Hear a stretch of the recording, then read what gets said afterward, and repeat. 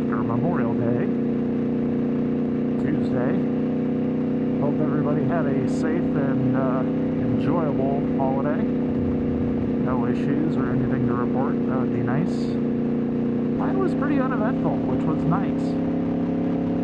Did a lot of shopping and things like that with the wife, and some house projects, but nothing too crazy. You know, kept busy. Since I already, basically did the day before with family, so good trade-off. Oh, so we're out on the bike. We're putting miles on it intentionally because I have a verified buyer in line for this. It's funny, I literally was expecting to basically be stuck, on the bike, stuck on the bike for a little bit, and lo and behold, like, not even a week after I basically was done trying to sell this thing and just said, dice roll, let's just see what happens over time, I end up finding somebody legit. The weird part is he's out of state, so it's kind of, I don't know, I've never sold a bike out of state before, but I've sold a bunch of cars out of state, so it's not totally crazy to me. It's just different, I've never had to transport a motorcycle or deal with any of that. But, doing the title paperwork and everything is like super straightforward nowadays. I had to do a little bit of research over the weekend after talking to this guy and try to sort it all out. I think I've got a pretty good plan in place in terms of who we should use and, a rough idea of who we should use for shipping and all that jazz. So from that aspect, like all the process part of it's pretty straightforward. The thing that's kind of holding up right now is the fact the bike hasn't been through its first service yet, and it's so close to it that we both kind of agreed that it's like, it's better to just get it done so that way it is completely soup to nuts, just like everything's done and it's ready to ride. So that's what I'm doing right now, is finishing up the last few break-in miles, and once that's done, we'll be on our way to getting this out the door and off to its new owner. I'm gonna miss this bike, I really am. This thing's been absolutely amazing. I love this thing to death. I really don't want to get rid of it, but at the same time, it just doesn't make sense to keep holding on to something that I'm not going to be able to ride as much as I really realistically wanted to at the beginning. So, sacrifices must be made for my greater good, I guess, technically, from a health standpoint. So, not the end of the world, but still a bummer. I'm just glad that it's going to somebody that's going to truly appreciate it and really knows what they're getting into, because this thing's been absolutely fantastic. Not a single freaking complaint whatsoever. Definitely need to get gas though. This thing is saying it's got half a tank, and realistically it doesn't, because I leaned it over and it was showing 2. Gotta love these people that just don't pay attention. All right, fill up with gas real quick, and then we'll catch up here on what's going on. Just give me a minute. All right, guys, welcome back. So, yeah, this thing took like almost 2.5 gallons, so it was definitely close. Needed to top off. Alright, so, where was I? Oh yeah, so selling the bike, got all the nitty gritty kind of figured out. This thing is showing that it's got like 70 miles left. So I preemptively scheduled it for service on Friday. I'm going to go through Faye Myers, the place I bought it from. It only seems right since they already, previously serviced this thing when it first went into service. You know, first came out of the crate. And they also did the recall on it, so they're intimately familiar with the bike in terms of pulling it apart and everything. I trust Imperial, but it's also kind of a haul to get there. Whereas, you know, Dave Myers has never done me wrong. They always do the right thing. I mean, yeah, I had the one instance with the MD where they missed a few screws, but honestly, that wasn't that big a deal. You know, it was just one of those like, hey, pay attention next time, please. I don't want my fucking very expensive fairings blowing off the bike while I'm doing some miles an hour on the highway or whatever. So anyway, I'm gonna have them service it, you know, get the first service done, and then he actually was asking me, he's like, do you think it, do you want to ride the bike real quick with the tune on it, and would you like to throw the tune on it? I'm like, yeah, man, if you're good with it, let's go for it. So that's also going to happen, and this thing is going to be basically perfect. Tune and all is all going to be done and handled. So that's the game plan. And I'm trying to think if there's anything else that I'm really missing from this whole equation. I don't think I am.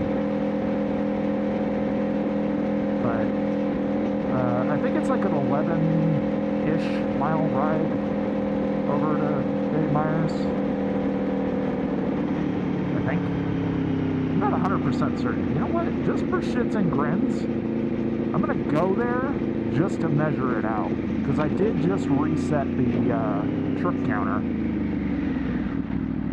So there should be like no debate in terms of like, okay, this is what I can expect for the last ride, so that I get like exactly, you know, 600 on the clock. This thing. Sometimes you just run into that weird, like, it doesn't want to find neutral. Just move it just a, like, not even an inch, and then it's like, oh yeah, there's neutral. Motorcycles, we all do the same damn thing. I mean, seriously, every bike that I've ever had has had issues finding neutral. Every single one of them. And I'm sure it's probably down to just me, but there's plenty of other people that have the same problem, so not crazy. Totally expected. Okay, so just from the standpoint of leaving the gas station to here, we're already like just shy of 2.5 miles. So I guess, based on where we're at, to get there, it's probably going to be somewhere in the neighborhood of like 15 miles. We'll see. If we go over a little bit, it's not going to be the end of the world. It's like, okay, who cares? But at least we got the number we were looking for in case I shortchange us today. Cops around here are really lazy. Like, you have to be booking it for them to care. They are very lazy when it comes to speeding. Unless they're like posted up and actually looking for speeders, they just don't care. And I rarely see them do that. This area is hilarious when it comes to speed enforcement. Like, the cops are so lazy that the city has actually started putting up these, like, mailboxes. They literally look like mailboxes, but they're mobile. And they're speed cameras, right? And it depends upon how fast you pass them, right? Like, so if you're within a certain mile per hour range when it catches you, I think it's like 15 is the max or something like that. It'll hit you with a $40 fine, and you're just, you know, pay it by mail or whatever. It's just a mailbox cash grab for them, and it's a way to try to get people to slow down, right? That said, though, if you exceed something like 20 plus miles per hour, they'll hit you with a $75 fine minimum. And depending upon how fast you're going and how fast it catches you going, it could be a mandatory court summons. And then you basically have to fight the digital, mailbox at court. Which, I don't know how the hell that would work. I'm not an attorney, but I'm sure there's probably some kind of thing that would basically say, like, oh yeah, you're screwed. Or some attorney that's really good would probably be like, no, this is bullshit, you can't do this. So, I don't know. I'm sure there's probably got to be at least a couple people that have already encountered that. Really cracked the speed limit. The thing that I still don't really get is how they're getting away with the mailboxes themselves. These big... They literally look like giant ballot boxes with windows on them. And the fucking flash they kick off is bright as shit. Like, it'll blind your ass at night. I've only seen it go off like once, and I've only seen one box at one location.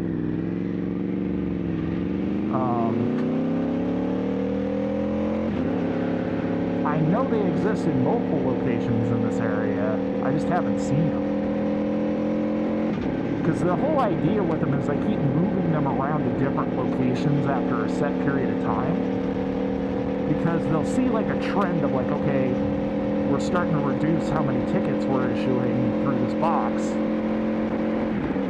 And then they'll like kick up enforcement in a different location that's known for speeders.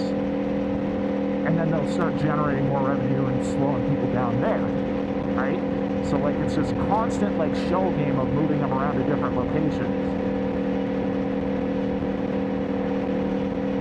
And I think somebody's trying to frickin' like track them somehow. I haven't seen exactly how they're doing it, but somebody's trying to track them. And of course we have like our version of Blade Runners, but those guys are mostly up north, and they've been spray painting similar types of devices up north instead of just hacking them to bits. I don't know, I guess they think the penalty is going to be less severe if they just spray paint the windows that actually shoot, the ticket or the radar.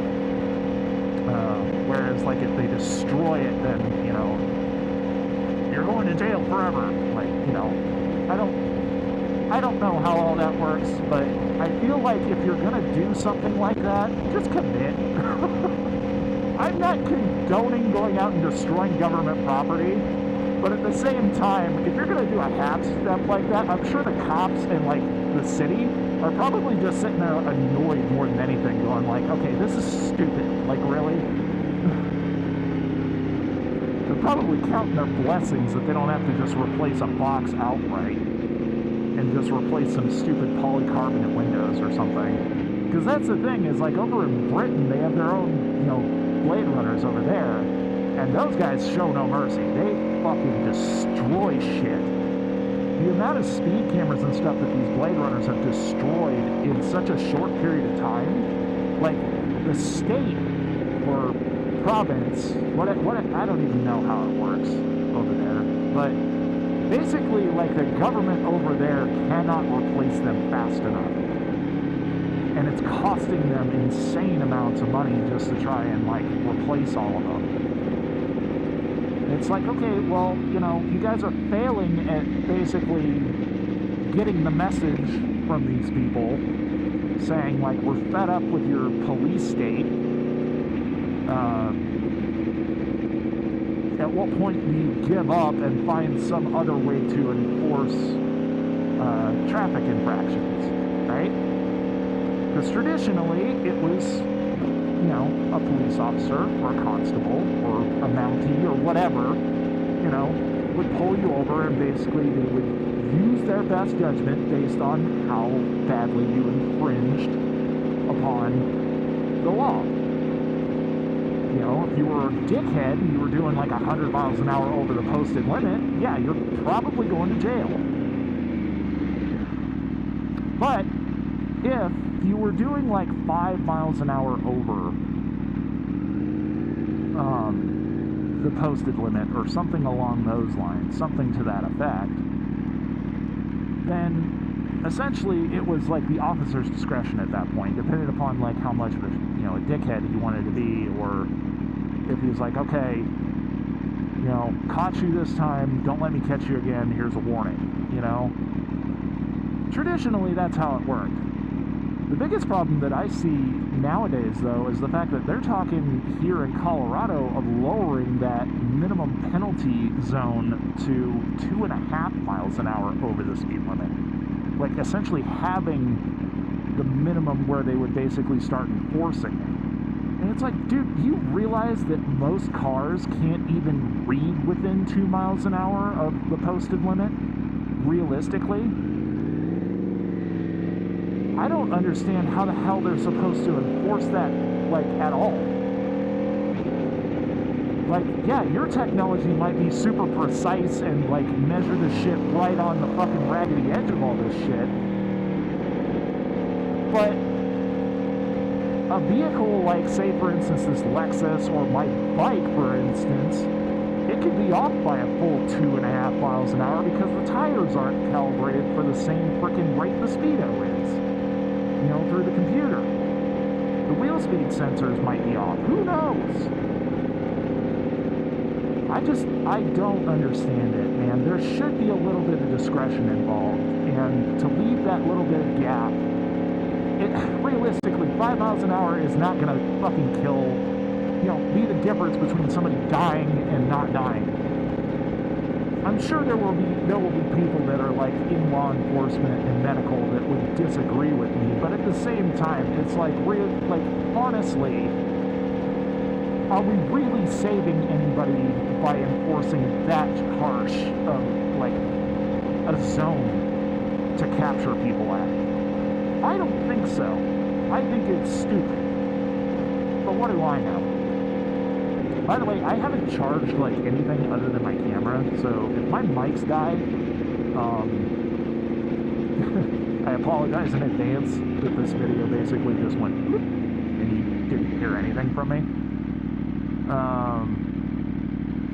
I don't know what I'll do at that point. Hopefully they last. I mean, usually my mics last forever compared to my camera. Camera batteries tend to burn out pretty quick, which is why I still have the secondary battery with me, just in case. But honestly, the last ride, I looked at the end of it, I never shut the camera off, which I normally shut it off in between recording zones. I never shut it off on that last ride, and I had like 6% left, and that was on the old battery. And I cut, I think, somewhere in the neighborhood of about 20 minutes from the video, just because it was, you know, it was just garbage and it was empty recording space, more or less. There was nothing of true value or content there.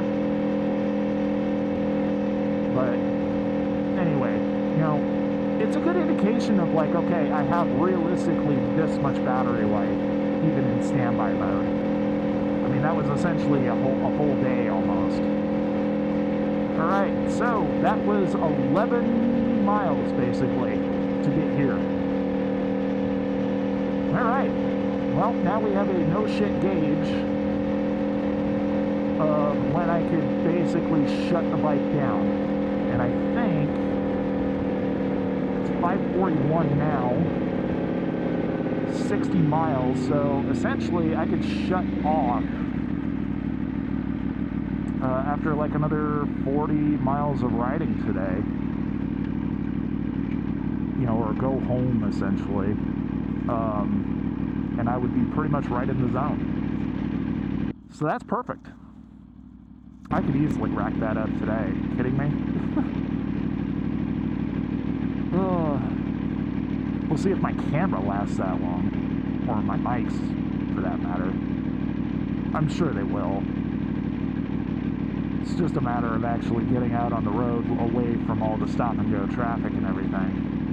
Which, I think what I'm going to do today is I'm actually going to go a different route than I normally go. I'm going to go further south, or, correction, west than I normally go, because normally I go like in the northern areas. Today I think I'm going to go west just to kind of throw a different kind of perspective out there. Oh, so let's kind of change gears a little bit. So M2 X-Drive information. I'm still tracking it. I'm still considering it. I think I talked about it briefly. Maybe I didn't. I might have cut it out of the last video. I'd have to look back. I'll insert a blurb here basically saying like whether or not I talked about it. But essentially, one of the changes that they're making for 2027 is they're killing off Twilight Purple, and they're reintroducing, but they're introducing Parisian Turkish Blue, which is essentially like Miami Blue, to the M2 lineup as an individual color. I personally don't think the car looks good enough in that color to even consider it. Personally, I want to run something like a gray or a copper, just to be different. I would love to run Techno Violet or something along those lines, just to do something like totally wild.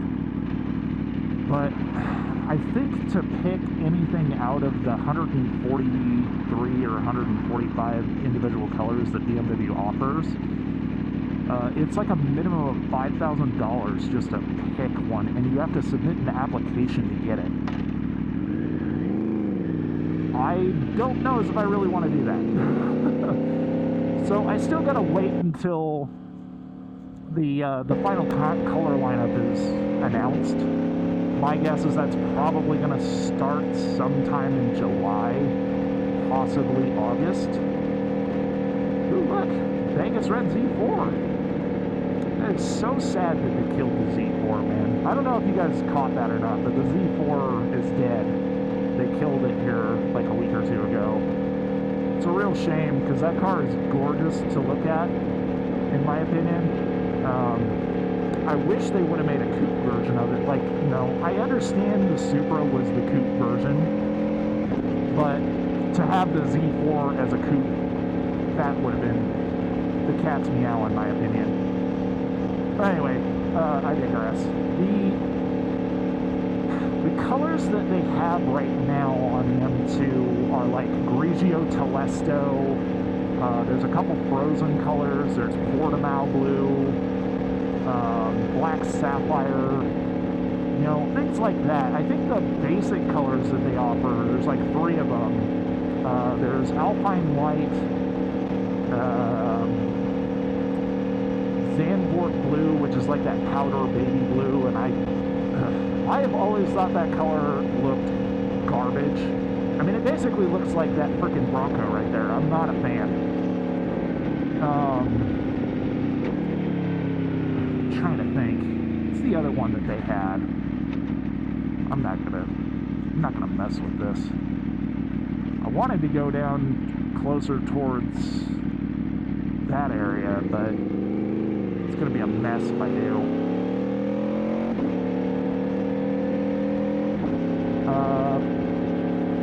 And then there's like another color. I want to say it's like a silver.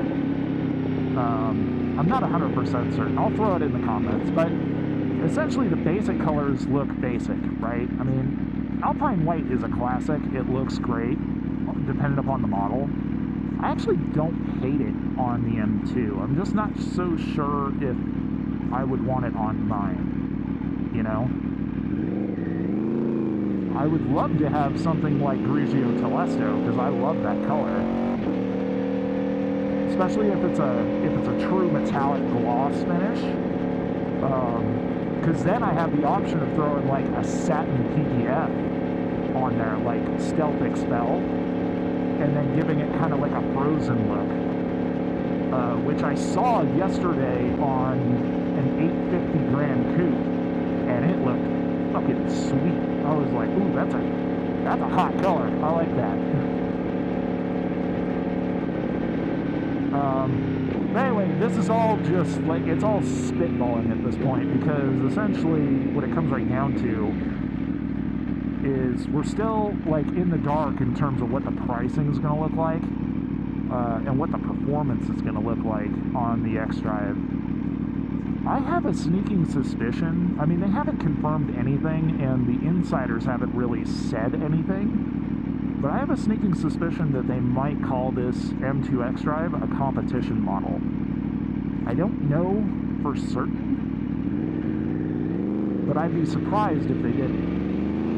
Especially given the fact the CS just came out earlier, like last year, end of last year, or whatever it was, or beginning of this year. I can't remember exactly when it was, but the CS, in my opinion, I mean, that was about as good as it gets in terms of styling from the factory, especially with that velvet blue metallic and those gold wheels. It just looks so good. I don't know, I'm kind of mixed on color choice and if I'm even really going to commit to getting one. Because if it's stupid expensive, there's no way, right? Especially if they don't give me proper value for the 340. If they don't give me the right value for the 340, then they can kiss my ass. And I'll just hold off until, you know, they announce the final year of the M2 and, you know, put one on order then or something. But I want to be towards the front of the line now, just because I know that they're probably going to start charging an ass load towards the end for the final edition M2s when it does get closer to 2029 or 2030. Because they haven't really confirmed exactly when they're going to kill the M2, but the supposed death point is supposed to be 29. So you're basically getting like 2 or 3 years worth before the M2 essentially kicks the bucket, so to speak. So, I don't know. Big mystery. Still not 100% sure what I'm going to do. I'd love to have one. I still haven't really sat in the thing, so I'm not 100% certain if I'm even really totally just guessing at this point that I'm going to like it. But everybody that I've talked to that's sat in one has said, like, dude, it's like yours, except it doesn't have the rear doors and it's a little tighter in the rear part. I'm like, okay, well, I mean, if it's like that, then perfect. You know, because I want something that's a little more nimble anyway. That's not to say my M340 isn't nimble, it's just, it's not the same. It's not a true M car. I saw some argument that some dude posted up on the boards, because I'm part of the Beamer forum, and I saw some fucking post this guy put up saying like, oh, well, if it gets X-Drive, it's not a real M car. It's like, dude, it has a fucking M badge, and it's not followed by multiple digits. It's followed by one digit. It is an M car. Like, BMW would smack you in the face for saying something stupid like that.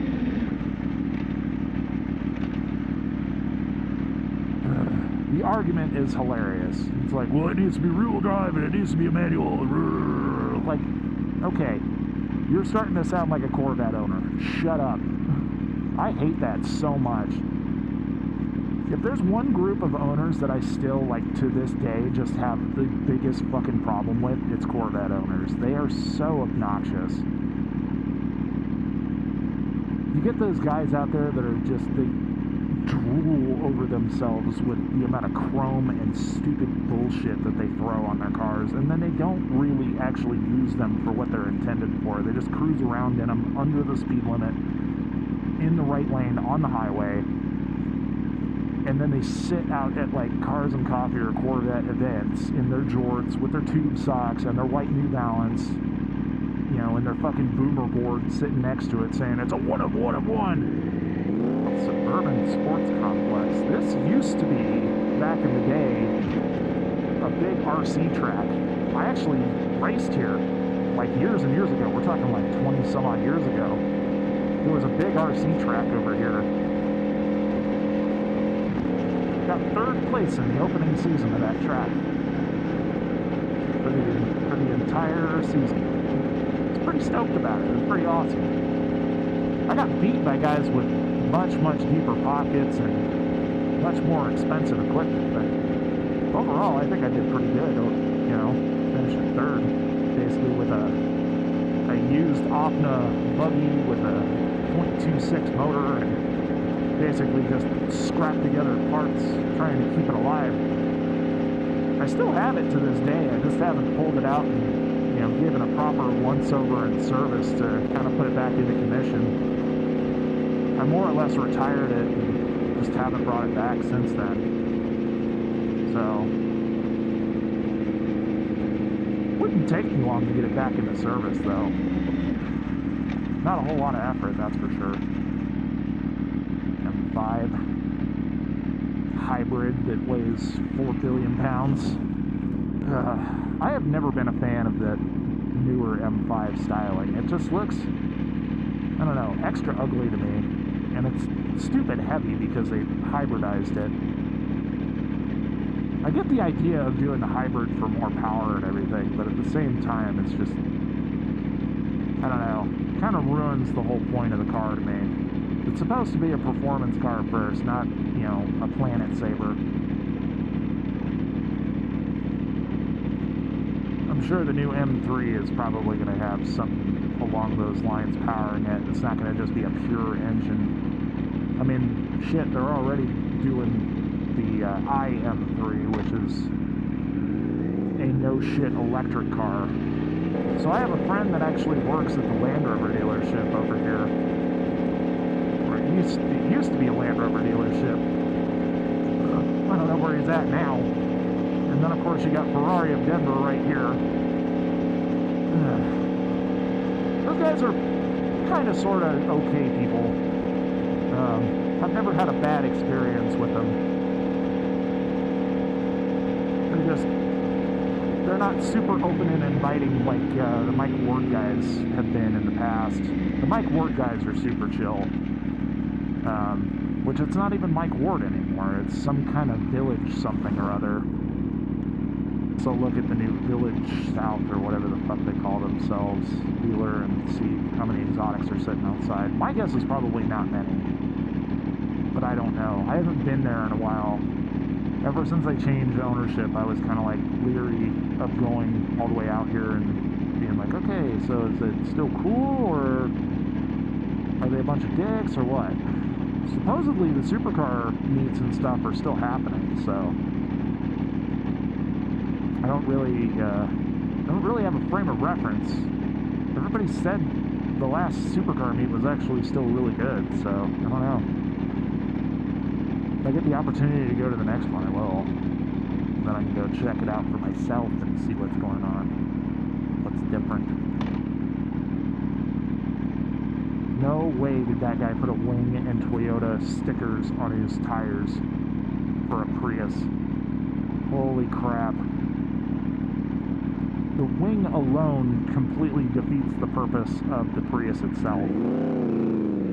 So much for being slippery in the airstream and getting good fuel economy.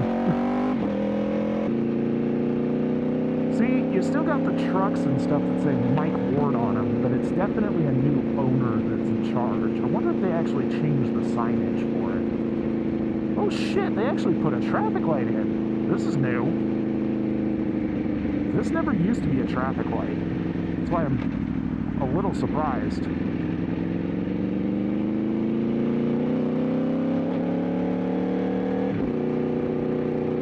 Hyundai dealer went crazy real quick.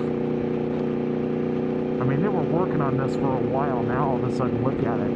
This thing is massive. Good lord. You guys need a Hyundai? Oh my god. Woo. This place is huge.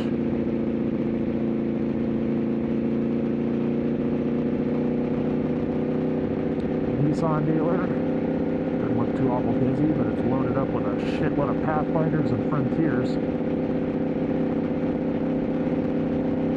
They expanded over here because that never used to be there. Not sure why I'm seeing a BMW go into a Honda service bay, but Okay. Yeah, see, they got smart. They put up frickin' covers. Speaking of M2s, there's one. Kind of a subtle green color. Not super big on it, but it's different. Ooh, there we go. Twilight purple. Now that's the color that they're killing off, unfortunately. That's a good looking color. Such a bummer they're killing it off, though. My vote would be to keep it, but, you know, BMW be doing BMW things. I don't know if they're going to make it an exclusive for the X-Drive or what. BMW does some weird things sometimes. I can't really explain it, and I don't think anybody else can really either. I mean, they do try to keep things fresh every now and then with different models and colors and things like that, but admittedly, some of the decisions they make are kind of silly.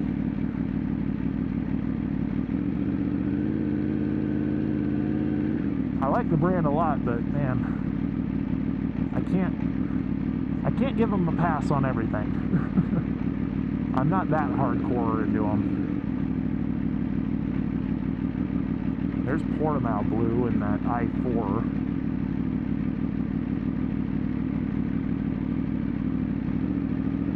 Not sure what color that is.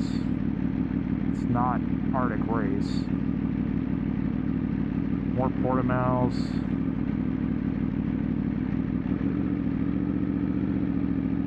Not seeing anything of real relevant. Ooh, there's a Portimao back there.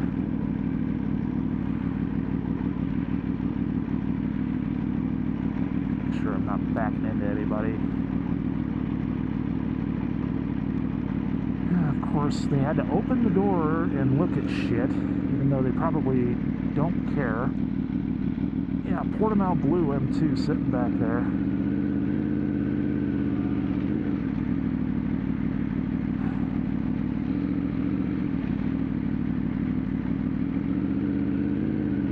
There's a Vegas red M340, or 330 rather.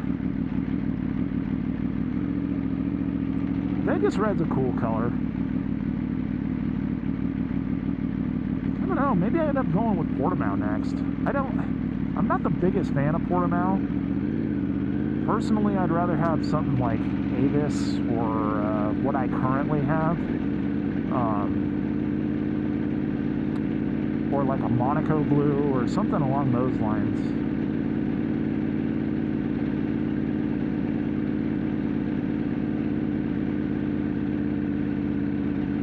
Taking a quick jaunt over here to Mini just to see what kind of garbage they have these days. Mini is a fucking shadow of what they used to be, man. These used to be some of the coolest cars on the road. Now it's like, who gives a shit?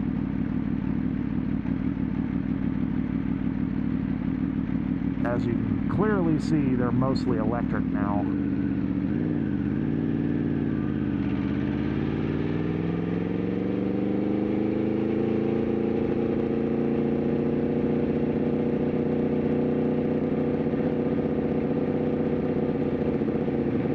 Sales guys are all weird over here in this area anyway. The BMW guys don't really care too much if you're just kind of scrolling through and looking at stuff.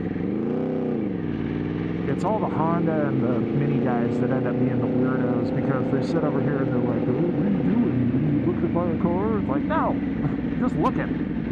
Leave me alone.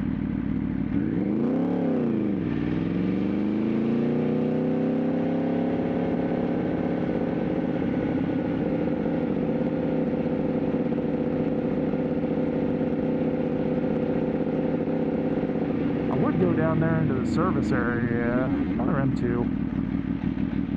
I think that's a used one though. Another Portimao.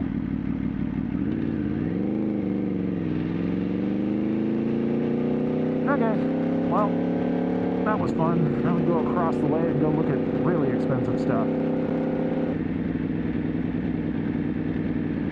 Oh, they pulled Alfa Romeo off the sign. That's interesting. These guys used to be a big Alfa Romeo dealer.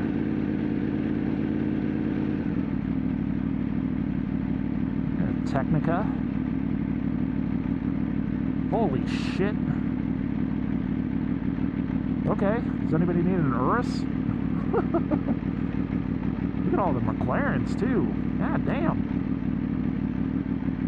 Can't even call them out, there's so many different ones. What is this Yahoo doing? Trying to run me over? Weirdo. All the really expensive stuff is inside. There's a Koenigsegg Jesko sitting right there, and a Revuelto in the back. A couple of Adrenaline TRXs, the one driving, and then there's another one there. All the really expensive stuff up top waiting to get serviced, of course.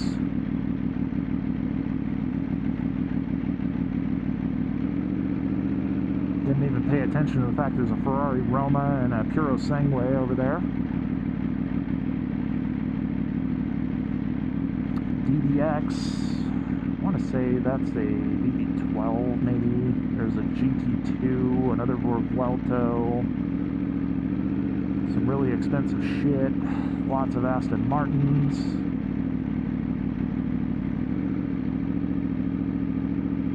Cool.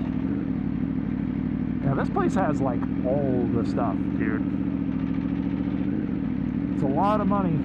A lot of money in metal. Some of the one-off specs they have here are sick. Like that Revuelto right there, a guaranteed one-off. Moving around, some McLarens in there. Looks like they have 2 Uruses in for service and a couple Audis, and then there's a DBS sitting in there for an Aston. Fucking sick, man. Super cool. You can see all the Alphas parked up there. Looks like they're really trying to focus on high-end shit now, and they're just cutting out the lower-end like Alphas and stuff from their lineup. Interesting. They still haven't changed the name of the auto group, though. Not on the signs, anyway. Wonder when that's going to happen. RS5. The Prowler hiding back there. Okay. Well, that was something different.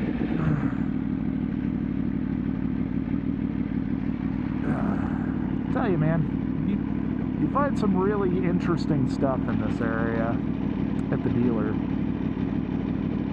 I mean, obviously it's way out of my price range for most of it, but still, there's definitely the market for it here.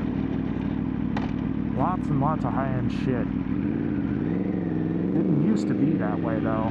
That's the thing, because like Lambo of Denver used to be off Arapahoe Road years and years ago.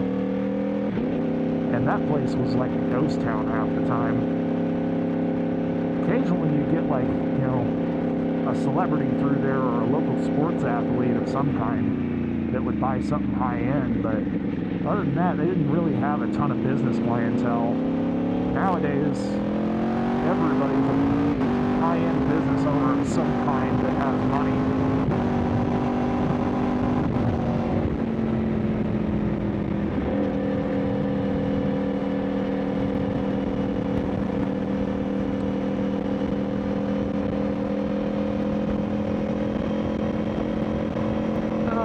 Nice to be back on the highway, get some fresh air going through the vents.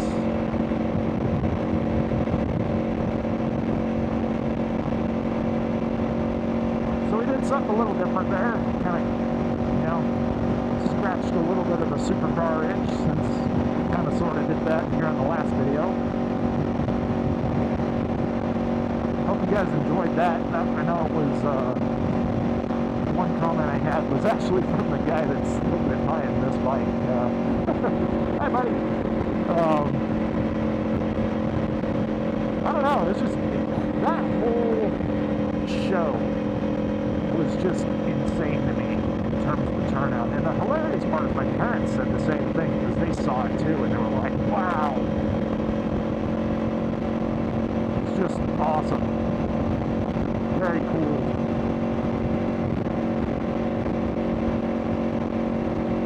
always hit or miss when I go to, different events, whether or not it's going to be like a really good one or just kind of so-so or really piss poor.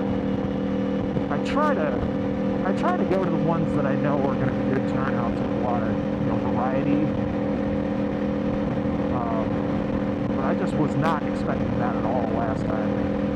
That Denver social. I guess it shows I need to get up north more, because the southern meets like around this area are actually pretty good, especially over there at like Mike Ward, or soon to be Village, whatever the fuck. Those are good meets in general, but the turnout in like class of cars is always hit or miss down here, because you just never know what's going to show up. I know there was a local T1 that just showed up to everything, basically. It was yellow and black. It was one of the original prototype cars. I think it was like prototype number 3 or something out of 21, that was made road legal and road usable through like a homologation program. But one of the local guys that owned it, I say, well, he probably still owns it, to be honest. He had it listed on Bring a Trailer, and I guess it got up to like 2 million, 1,000, or 2.1 million or something like that on Bring a Trailer, and it didn't sell. It was like, holy shit, what the hell is the damn reserve on that thing? I mean, 7 figures. That's a lot. I know those cars are rare, but damn. I don't know what that guy was expecting it to sell for, but 2 million is a pretty good chunk of change for that. It's kind of mind-blowing how metal works in terms of rarity and value. Cars these days, in terms of value, I don't know, man. I just don't know real well in terms of like what it's really costing manufacturers to build these cars these days.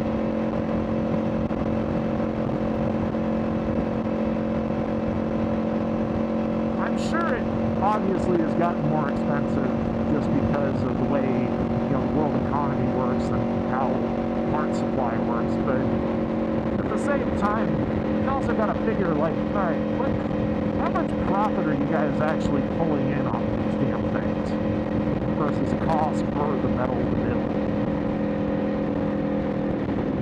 And then you got to factor like, okay, how much is the fucking dealership scalping off of that as well,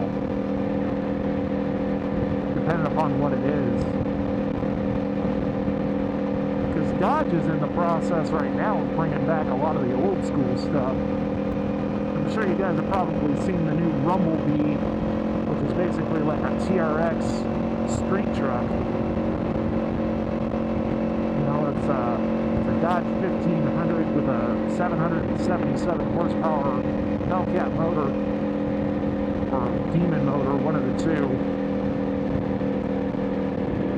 Hellcat Red Eye, I guess. I don't know. But it's one of the later generation Hellcat motors. And then they built it for street use. They took out the off-road suspension and the off-road wheel and tire package and all that stuff, and they made it a street truck.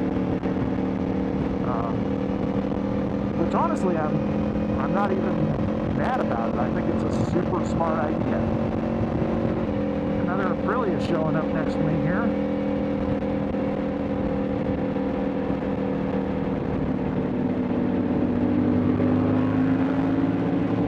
It's like a 660.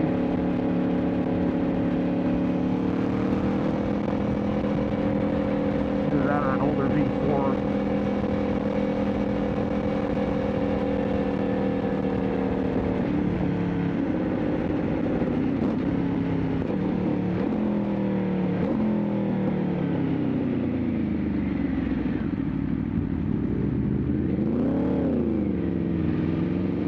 Looks like it's an older V4 based on the sound.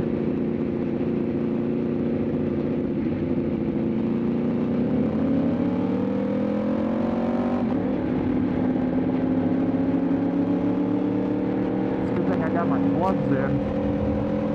Otherwise I'd be freaking deaf.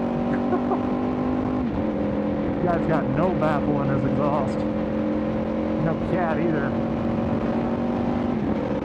I'm also trying to be like relatively respectful of the speed limit around here simply because I know the cops are real assholes in this area.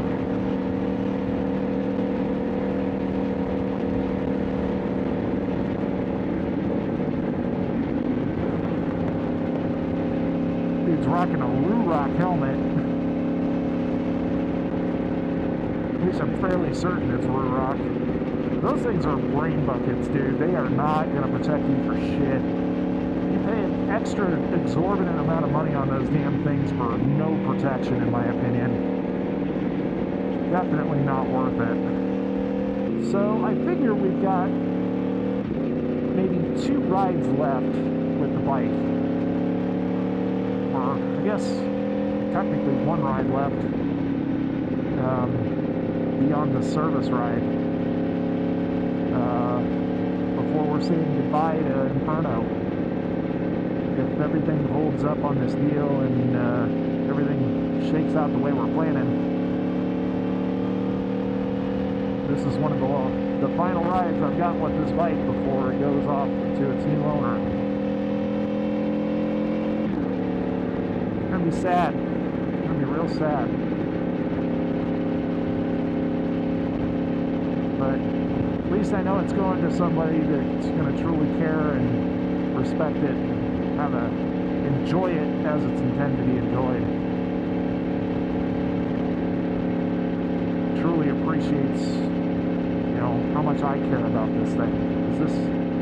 This has been one of my favorite vehicles I've ever owned.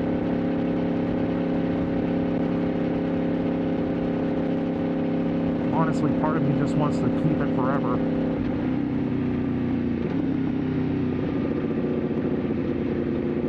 But you gotta make sacrifices to move forward. I know it'll be worth it in the end. And if something changes in the future that, you know, brings me back to riding for some reason or another, nothing says I can't get another one. If I did, I think my wife would kill me. It'll be the best 5 seconds of my life, right up until she stabs me. Let's put it that way.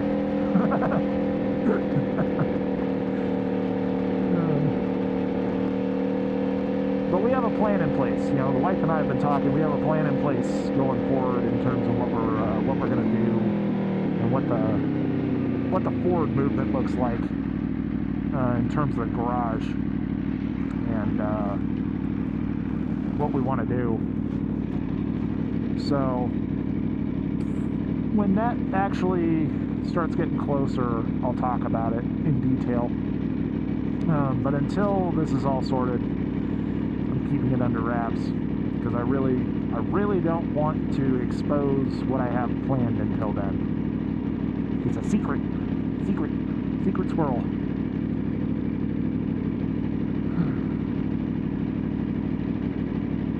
It's gonna be a lot of fun though.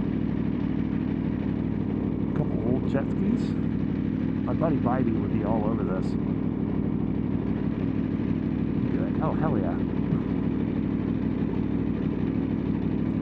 The only thing I will say is he's a bigger fan of the stand-up ones, you know, the suicide jet skis. Those things were super cool back in the day.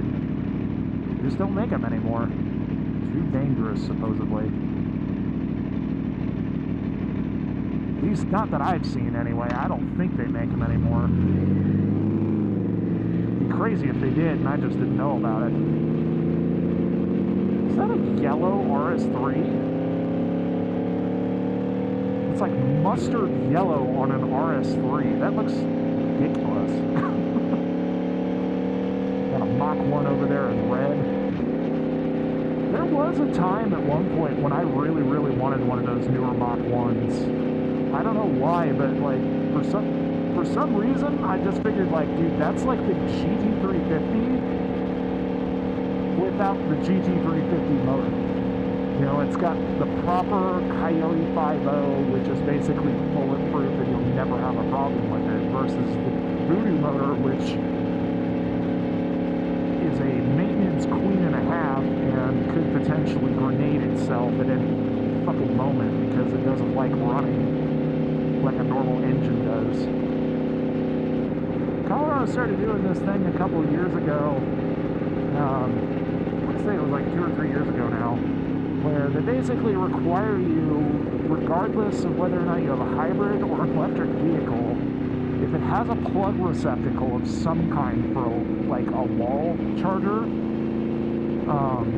you basically have to have that electric vehicle plate on the back.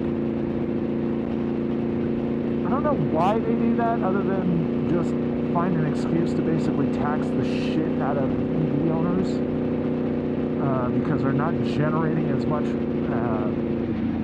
revenue from the gas tax that the state imposes.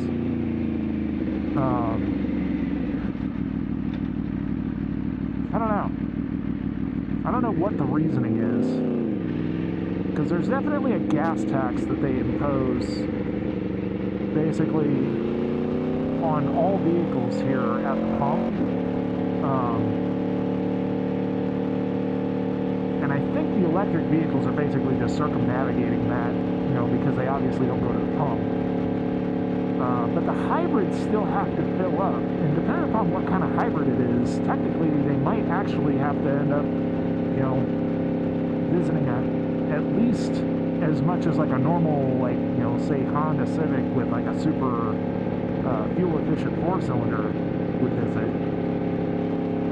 So I don't really understand the reasoning there, but on the other hand, you also got those hybrids that have enough range that you basically would almost never fill up, right? So it's kind of catch-22. I feel like they need to look at the battery packs and the estimated range on those hybrids before they just give it a flat, like, okay, you have a hybrid with a plug, you're definitely getting this plate and we're charging you more for it. Because that's the thing, is the electric plates, they definitely charge more money for them. And it's a requirement if you have a plug. You know, like a receptacle. So, yeah. This state does weird things sometimes that just like, okay, whatever.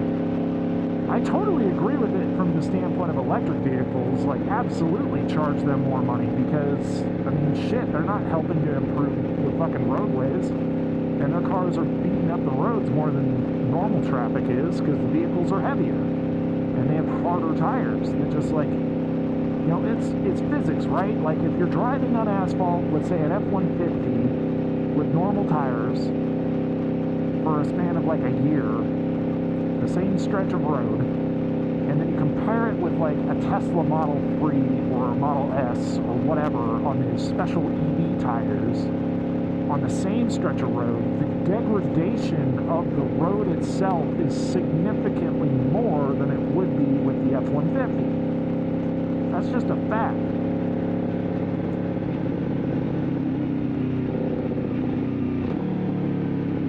Now, I mean, mind you, for one vehicle versus one vehicle, it would have to be one of those, like, you'd have to measure it scientifically to get the actual measurement, right? But compound that with thousands of vehicles every year, right? Once you get all that information, then you start realizing, like, okay, the gas tax is making sense in terms of, like, helping with road repair. The problem, though, is that Colorado doesn't really fix their fucking roads anymore. That's the biggest problem. They charge you an arm and a leg to register your car, and then they charge you an arm and a leg for gas tax, and then they charge you an arm and a leg to re-register your car every year, or your motorcycle. You know, they charge and charge and charge and charge and charge, and then they don't actually put it into the roads and actually fix anything. They just fucking pocket it and throw it somewhere else. They say that they use it for infrastructure, but shit, we never see it. They just do quick fixes like this shit, where they like seal it and then it, you know, it breaks within like 6 months. You can actually get a decent look down south, so Down that direction, you've got Pikes Peak, then you've got Devil's Head, and then over that direction is Mount Evans, and a couple of the other big mountains. But you can tell from like the way the cloud cover is that it's definitely an active day in terms of, you know, scattered storms and things. Those will possibly be here this afternoon, more than likely. They could shift south, they could just stay there in the foothills, because that's basically like what we call that whole area. Well, I'm going to give my outro here. So thanks for coming along on this just random ride where I just burn time and talk about random bullshit again. And just took some miles for getting this thing closer to the service. If you enjoyed it, you know, leave a comment, smash the like, whatever. Anything helps. I do appreciate it. And as always, take care of yourselves, and I will see you in the next video.